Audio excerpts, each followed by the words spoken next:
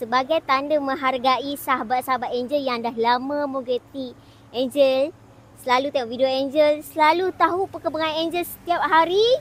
Angel nak buat sesuatu yang best untuk sahabat-sahabat Angel. Angel hari ni nak kongsikan 30,000 dekat tangan Angel ni untuk sahabat-sahabat Angel. Jadinya hari ini bukan Angel seorang saja, dengan tim lain, dengan staf Bos Ijan, dengan Bos Ijan sekali, kita orang bakal bergerak ke area utara. Ada 4 negeri kita orang akan jelajah.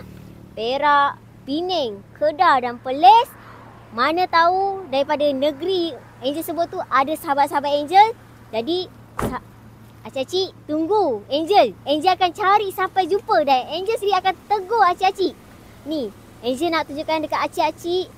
Bos Ijan dah standbykan satu van ni penuh dengan bukit coklat sebagai tanda menghargai sahabat-sahabat dia. Ya, Angel faham. Walaupun hanya 30,000 tapi ini Angel mampu bagi untuk menghargai sahabat-sahabat Angel. Jadi acik-acik, Angel mohon doakan perjalanan kami selamat sampai dekat sana. Jadi acik tunggu, Angel cari acik dan tegur acik. Sampai jumpa. Okey? Selamat.